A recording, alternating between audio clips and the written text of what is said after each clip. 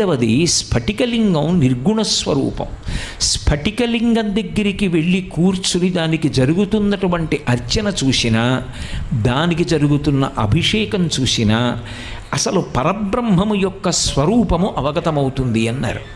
ఎందుచేత స్ఫటికలింగమునకు ఉన్న రంగేది అని అడిగారు అనుకోండి, అసలు స్ఫటికానికి ఈ రంగు ఉంటుందని చెప్పడం కష్టం. అది తెల్లగా ఉంటుంది. శాంతం పద్మాసనస్థం శశిధర మకుటం పంచవక్త్రం త్రినేత్రం అంటూ పరమశివుడు ఎలా ఉంటాడు అని వర్ణిస్తే స్ఫటిక మణినిభం పార్వతీశం నమామి. స్ఫటిక మణినిభం, స్ఫటికం ఎలా ఉంటుందో అంత తెల్లగా ఉంటాడు. ఇప్పుడు స్ఫటికలింగం తెల్లగా ఉన్నదాని దగ్గరికి తీసుకెళ్ళి మీరు ఒక ఎర్ర పువ్వు ఇలా ఉంచారనుకోండి, స్ఫటికలింగం అంతా కూడా ఎర్రగా అవుతుంది. ఇప్పుడు ఎందుకు ఎర్రగా అయింది? దాని ముందుకు ఒక ఎర్రటి